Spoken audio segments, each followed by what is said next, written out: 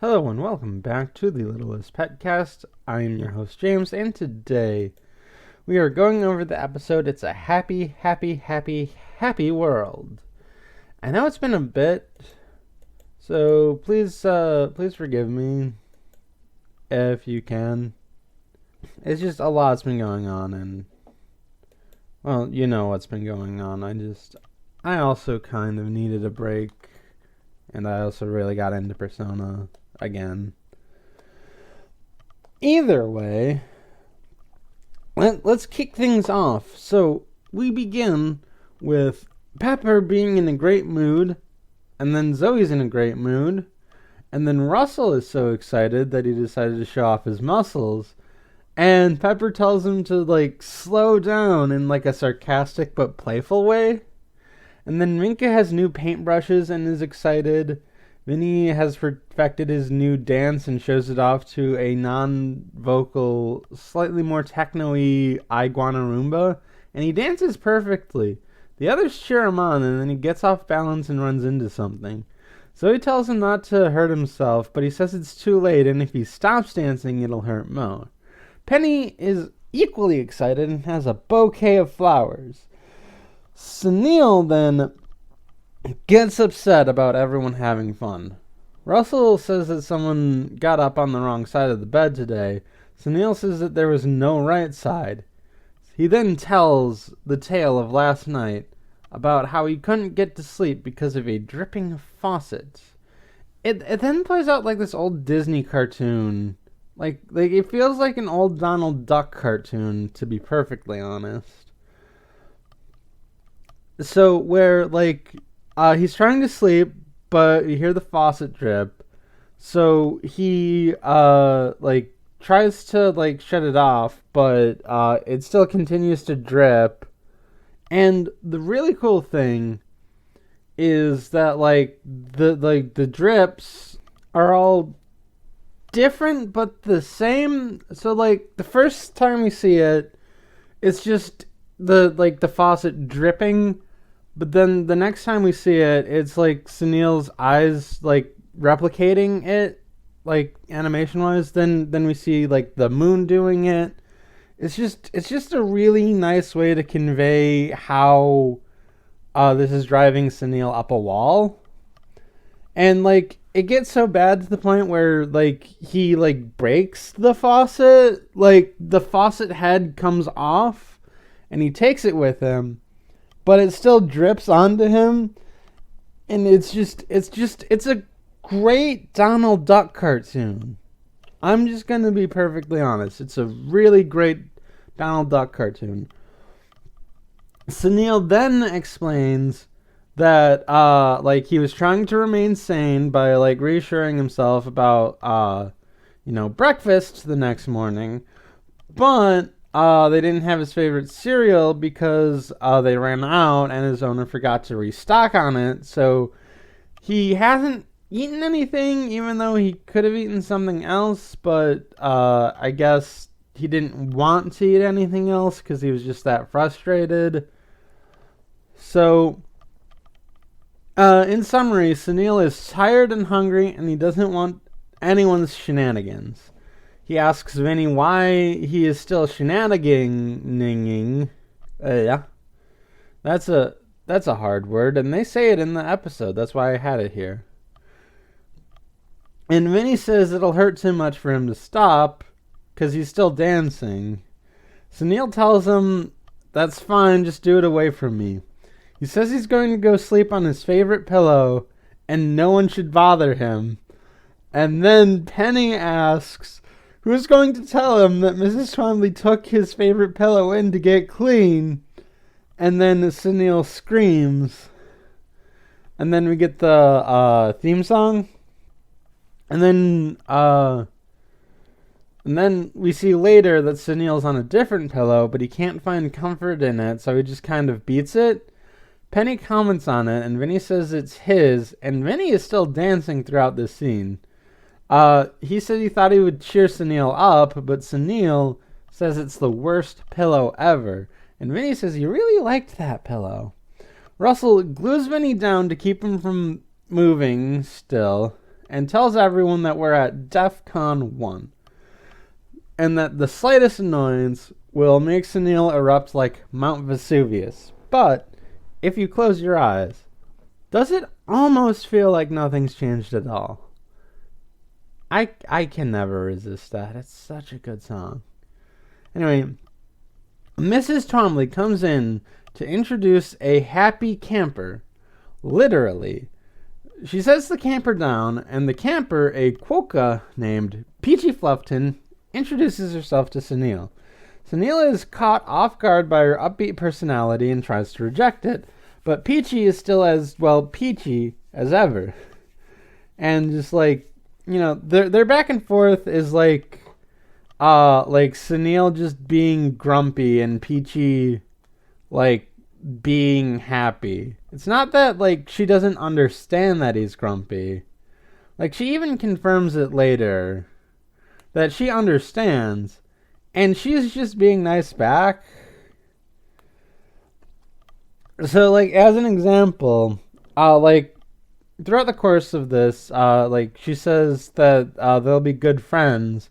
And Sunil says, we're not friends. Peachy says, that's true, but I can tell our friendship is blossoming even as we speak. Peachy then compliments the pillow, and Sunil says it isn't his because his isn't getting cleaned. And Peachy is so taken in by that act of kindness. So then Sunil asks, how can she be so cheery? She says, she just is, and anyone can be. Sunil asks how, and Peachy says you have to go into the city and find the big smile. She leaves to meet with, and she says she's going to go meet with all of Sunil's less, grumpy friends. Sunil is confused about this advice that he had just been given.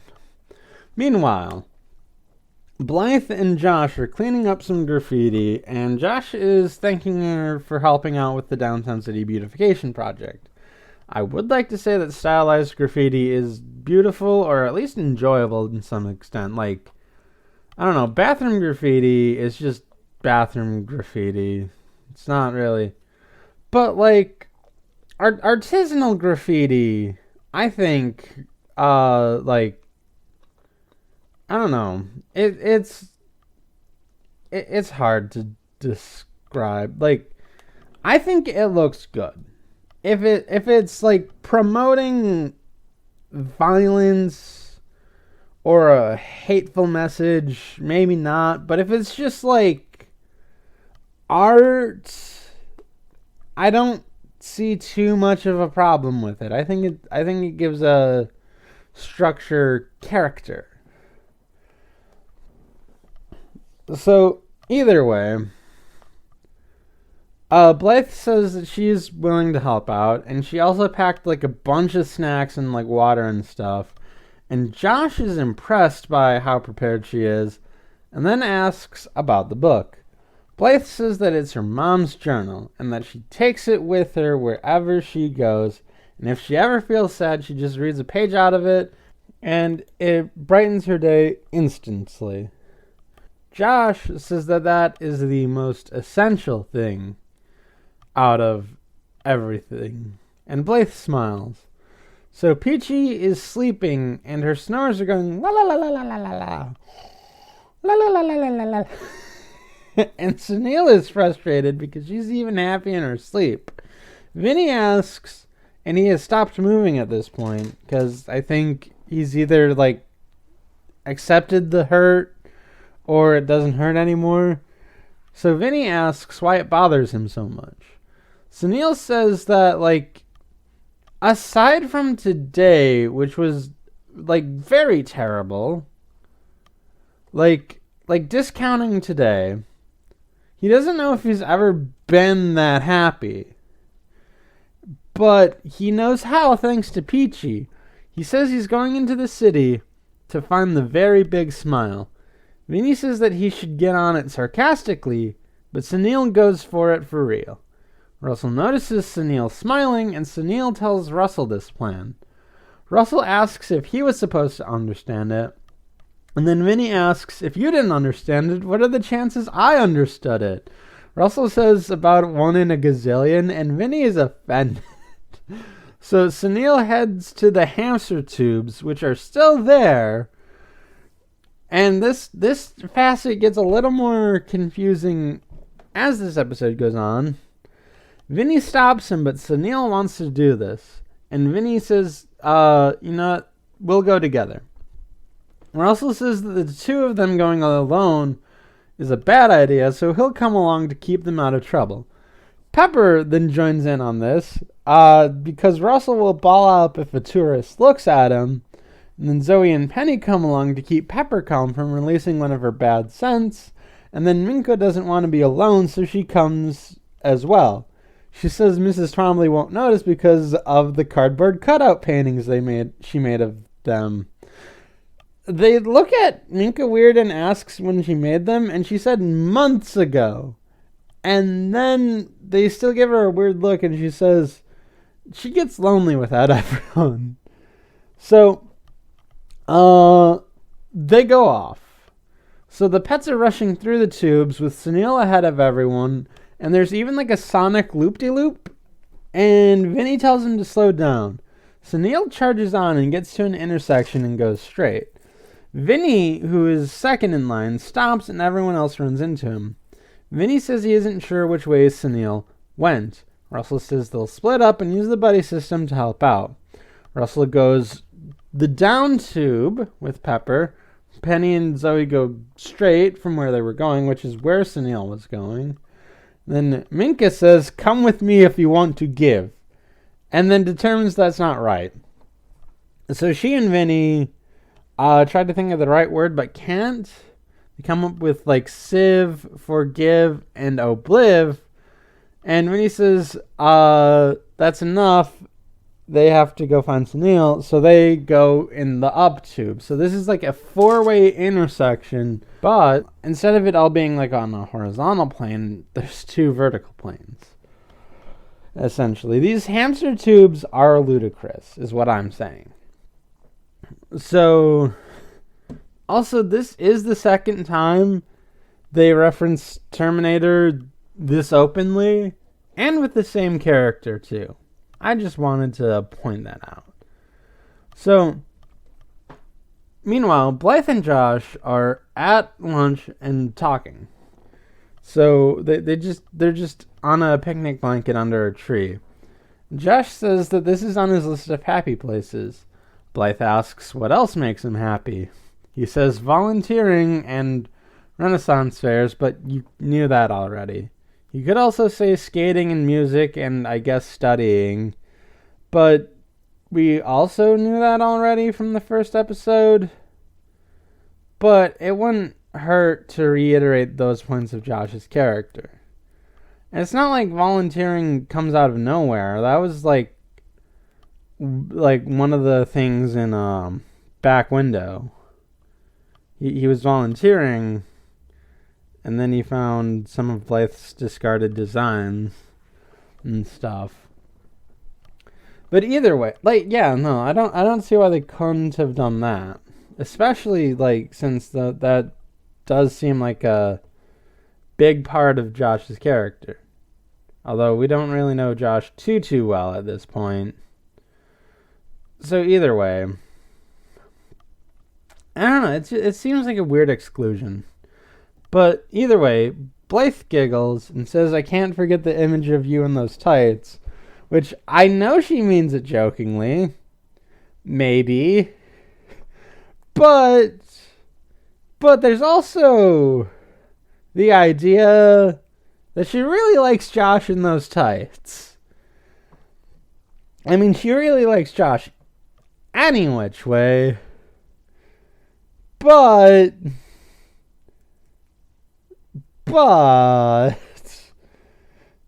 okay, so moving on. Josh asks her what makes her happy aside from her book. Blythe answers, obviously, are her dad, her friends, the pets, and fashion design. Josh says that all this happy talk has made them late, so they gather their things and go, but the journal falls out of Blythe's backpack. Then a squirrel appears, takes the book, puts acorns under it, and rides it like a skateboard. That's a thing that happens. So Peachy wakes up to see all of the cardboard cutout paintings and wonder what's going on. She eventually deduces that they're playing the freeze game, which she loves, and joins in. Which is amusing. Like, okay, it's weird that they write this character out of the episode mostly, but they do it in such a good way. It's from the limited understanding we have of this character, like, we can believe that, like, these are conclusions we can have of them. And it's amazing, and I love it. So, Sunil emerges from one of the tubes and sees rollerblading tourists, buskers playing songs for money, and smells patchouli in the air. And determines that he's at Seal Beach Bay. So patchouli, I had to look that up because I don't know what that is. And it's apparently like a mint-related plant that's used in perfumes and oils and stuff. And the name patchouli comes from the Tamil language, which originates from southeast India and parts of Sri Lanka. Language fact of the day. So he determines he's at Seal Beach Bay.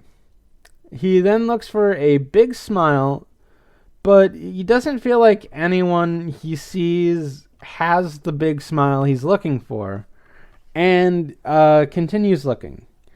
Vinny and Minka emerge, and Minka wonders where they all are.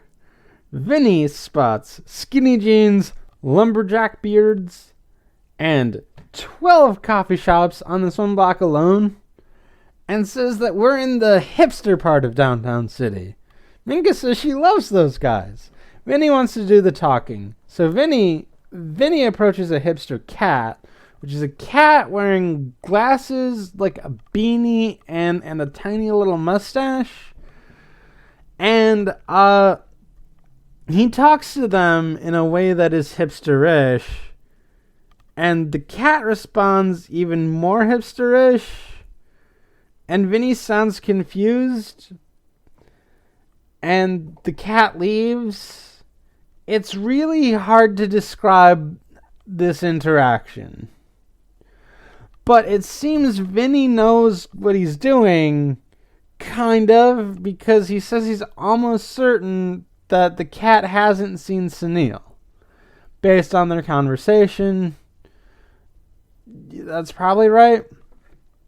So they say they need to keep looking, but they have a lot of ground to cover and think that they need a set of wheels.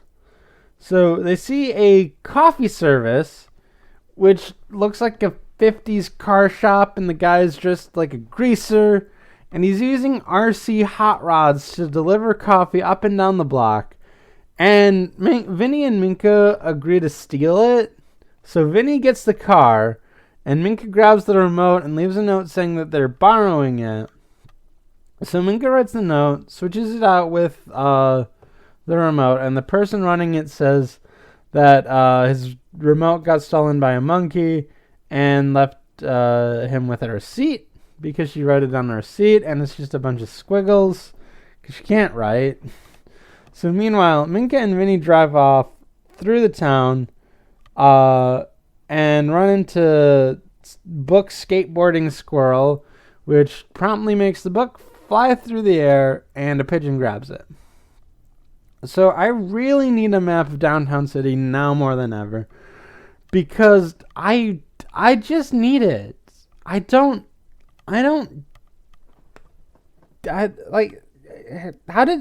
long did it take the squirrel to get from the park area, kind of, to the hipster district?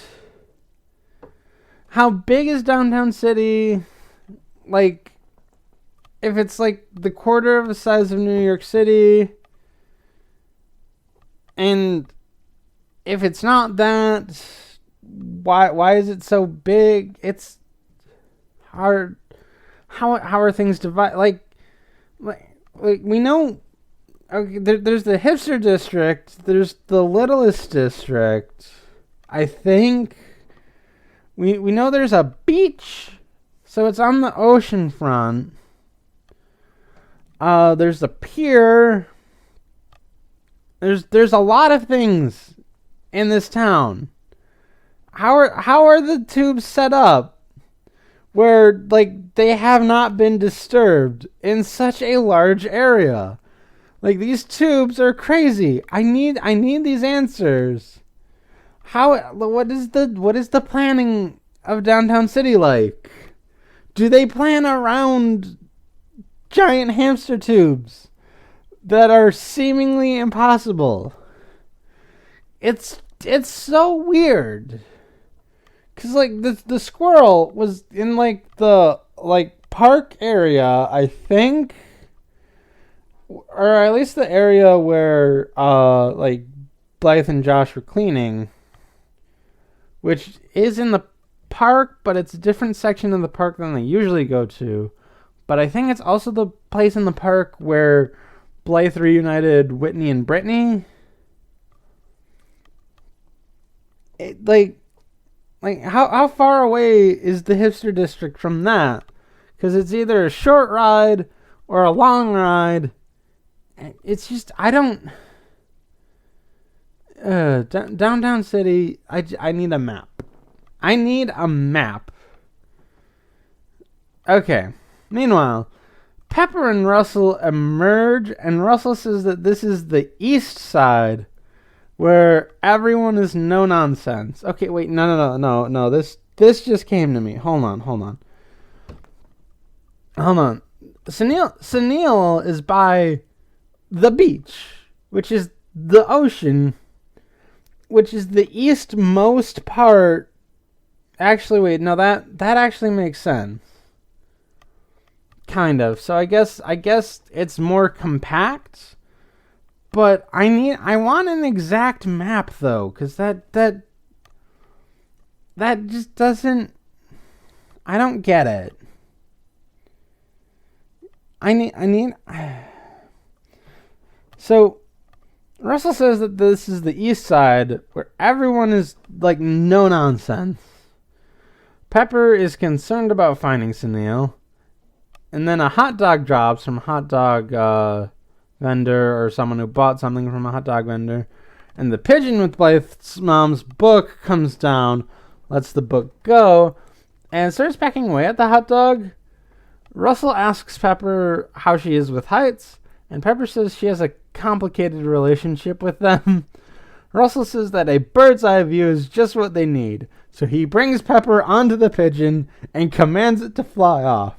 Pepper notices the book too late, and the pigeon is already flying, and Pepper closes her eyes. Russell says that she has to navigate if he's the one flying this thing. Pepper hesitantly opens her eyes and thinks that this isn't so bad, but then the pigeon flies faster and more complicated, and Pepper can't really handle it. So a rat comes out of the sewer and turns the book into a little shell thing for itself, which is another thing I kind of find weird about the tubes, is that how do they not disrupt the sewer system? And the sewer system also has, like, an environment, an ecosystem, if you will. Like, this episode, more than any episode in the series, really puts into perspective how badly a map is needed of downtown city. Because, like, I don't know, if there's an east side sort of by the park and the beach, how far west is Littlest Pet Shop? Because, like, I don't know, is this not confusing to anyone who actually lives in, like, the New York area, where they know all of this stuff? 'Cause, like, that's the thing. Like, I can maybe grasp, some things about New York, but I'm not gonna know it very well because I live in the Midwest. So I really don't know. And I don't know, that's just a big problem. I don't know. So anyway, Penny and Zoe emerge onto a satin pillow, and Zoe determines that they're in Diamond Hill, an upscale neighborhood in downtown city.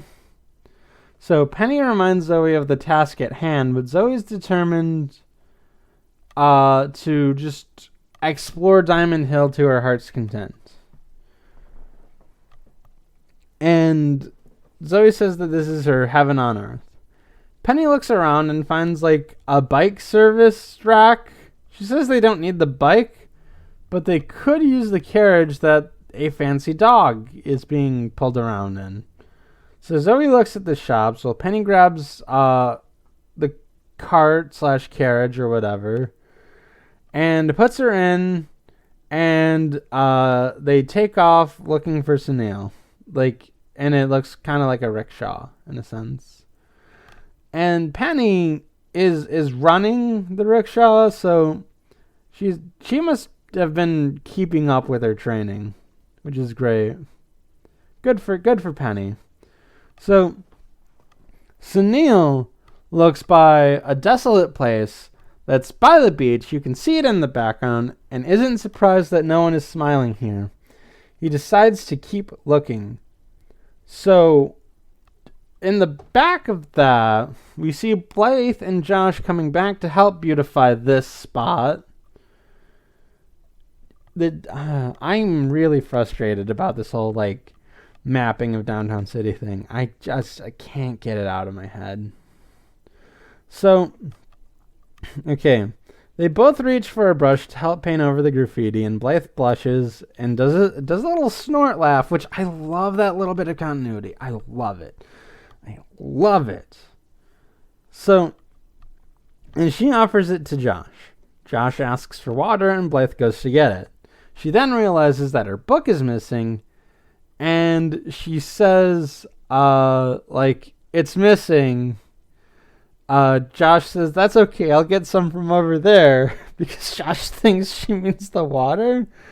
But then Blythe clarifies that she means the journal. Blythe is upset and panicking, and Josh reasons that she must have left it where they had lunch, and Blythe agrees, and they go. So, back at the pet shop, Mrs. Twombly checks on the pets and sees that Peachy is standing still, and then sees all the other cardboard cutouts and thinks everyone is getting along a bit strangely, and she walks off, but then the Sunil cardboard thing falls over. So this actually fooled Mrs. Twombly, which it's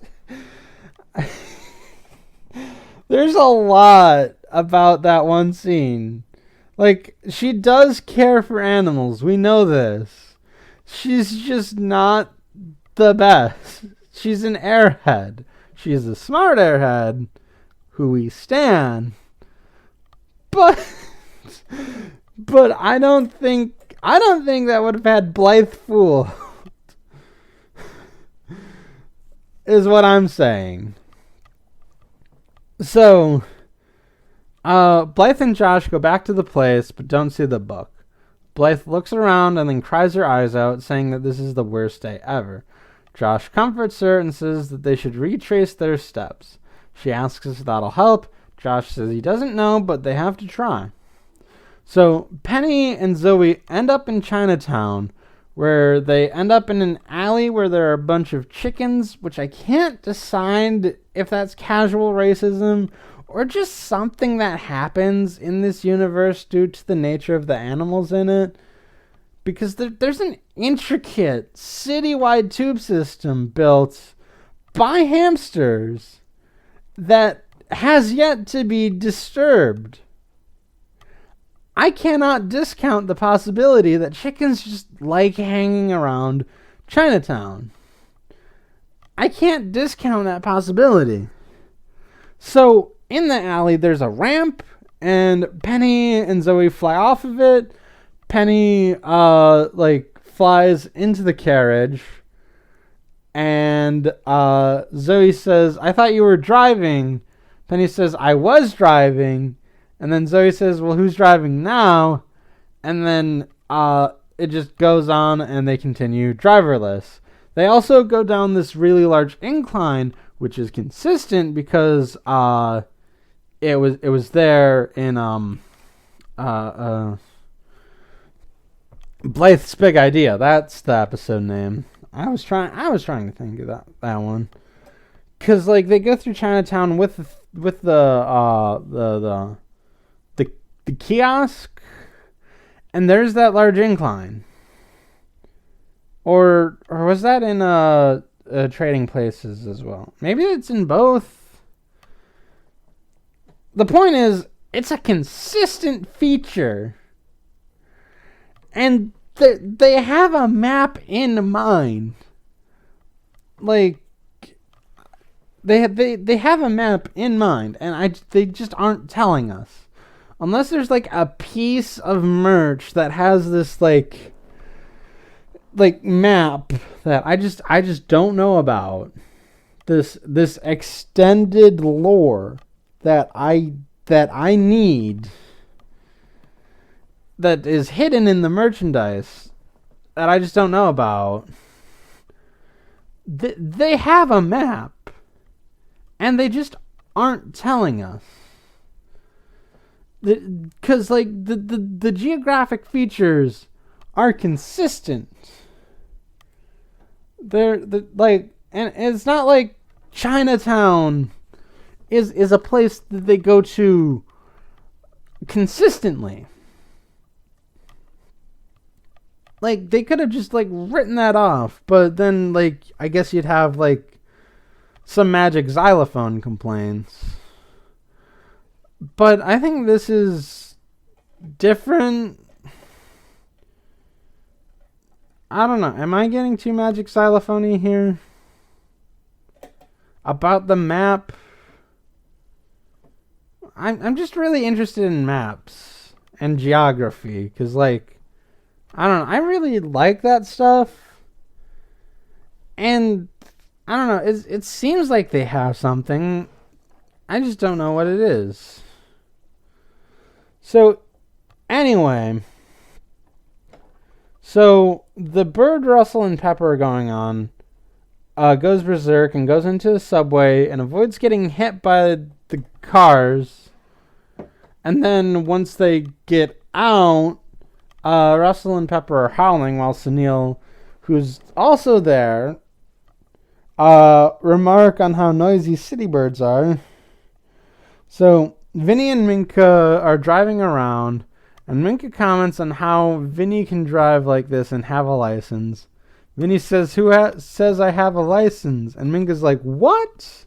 So they just keep going, colliding into stuff. So Sunil ends up in the park, which is different from the park he was in. Are there two parks? Hold on. No. Oh, God. I know I'm complaining about maps a lot in this episode, and I knew I was going to, when I was writing the notes at least. But I didn't think it would be this much. And really, this is just a me thing. If you don't care about the maps, then a lot of this is going to seem meaningless to you. But I really just want a map. Just give me a map. That's all I want. So Sunil ends up in the park and ponders on today. and he thinks Peachy was messing with him. And then he lies in the grass and says he wished he never went on this wild goose chase. He then spots a toothpaste ad on a billboard which is in the park and believes it to be the giant smile. He waits for happiness to be washed down upon him, but it doesn't come, at least not right away. The rat with Blythe's book comes and drops the book. Sunil picks it up. Meanwhile, Minka and Vinny come rushing in and do donuts around Sunil and stop. Vinny and Minka remark on the big smile. And then Penny and Zoe crash into the car. And Penny says that we made it. Zoe says she's not so sure and wonders if this is heaven. Sunil says it's not, but it is the big smile. And then Russell and Pepper and the pigeon come, crash through the smile and get off the pigeon. So they remark on the big smile and then the book. So they all agree to return it to Blythe, and Sunil says, to the tubes, which I guess means they haven't learned that much, although maybe stick together this time. I guess they know which tube goes back. You know what would help? A map of these tubes as well. Like a map of the city and then a map of the tube interlay. And I guess a map of the sewer system. It's really, really confusing. But really fun. So on the pet shop, Peachy starts falling asleep, but Russell wakes her up with a snap. Peachy is confused and then realizes what's going on and admits to being fooled by those cardboard cutouts. She asked where they went, and Sunil tells her that they went to look for the big smile and found it in the park. Peachy remarks on how she loves that billboard, and she says she can't help but smile when she sees it. Blythe returns sad and mopes to the chair, asking for a giant Penny Lane hug. Sunil says that he has something to cheer her up and shows her the journal. Blythe is ecstatic and wonders how Sunil got it. Sunil says he went on a journey to find happiness by looking for a big smile and found the ad, and also the book. And he says that by giving you the book and seeing you happy, it makes me very happy too. Blythe says she's beyond happy and gives him a hug. And then everyone else joins in, and then Peachy introduces herself to Blythe.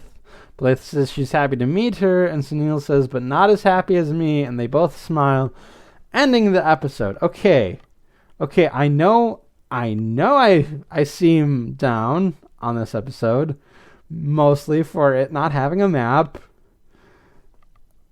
and I'm going to continue to get a little bit down on it. But this episode is a banger.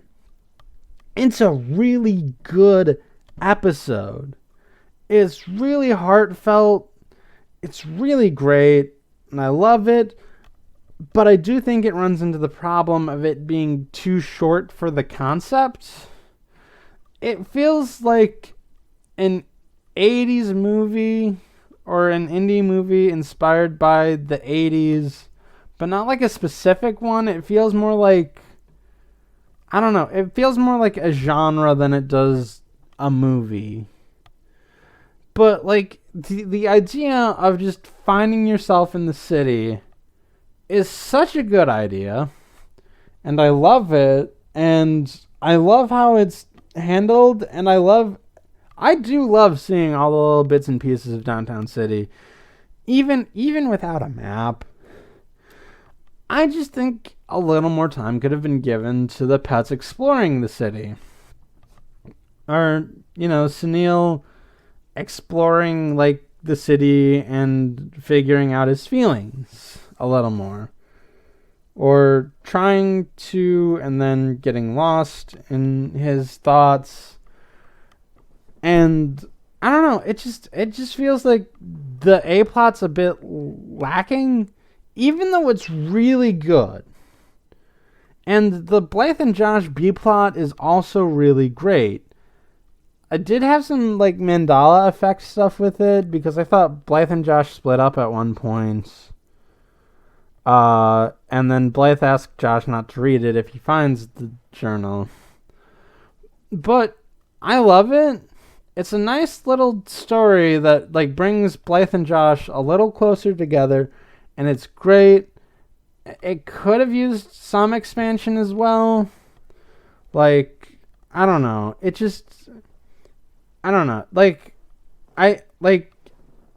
doesn't need as much as the pet story does, I don't think. But it could still use it, and it could still develop it into something greater. I don't know. I just So, I mean, and as I stated earlier, the ditching of Peachy is a little weird, but like it is hard to come up with a way to introduce a new character that begins this quest and then not have them there for it. And I think this is one of the better ways to do it. Because, like, A, it's believable based on what we know about Peachy. And B, like, I don't know. I just think that like maybe some more time with Peachy could be better. But I still think it's believable and it's funny. I guess like the main thing is that this whole episode could use a little more time. But still, like even with the limit it has of it being like a half-hour show for children, it seriously does a good job. It has a great story, a great pace. We see what happens throughout it. It's just great, and I love it. So that will be it for this episode of the Littlest PetCast. Be sure to leave your comments and reviews on Shout Engine, on Apple Podcasts, on the Google Play Store, and wherever else RSS feeds go when they use a book as a skateboard. And be sure to tune in for the next episode, Race Team Buttercream. I will see you then.